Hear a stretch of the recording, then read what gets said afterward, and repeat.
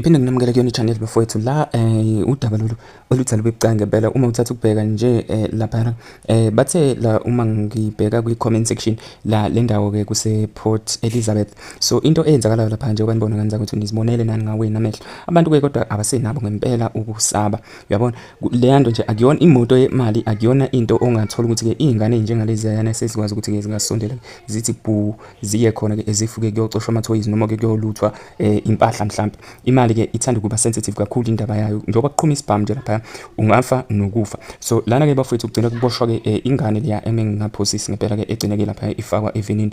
But then ke already ama-comment ambalwa la kuthina kunina bafowethu, kodwa ngokombono wami izinto ezilidele ekuthenini kugcine kuba kanje iyo indaba yindlala. Akeke ngiye phambili ke ngiloko ngichaza izinto eziningi, kodwa nje mase ngishilo ukuthi ke indaba yindlala I think ngikhave izinto eziningi kakhulu lapho. Ngikhava ke indaba yokungaqasheki kwabantu, ngikhava ke indaba yabantu kakhulukazi ke abahleli emakhaya abangenzi lutho kodwa ke kube kukhona ke abakuswele.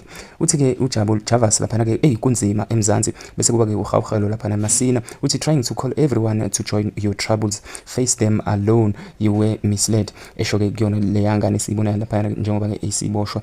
Uthi la uBlessing Sibusiso Moyo anisisabi nokuboshelwa ke into eningayazi.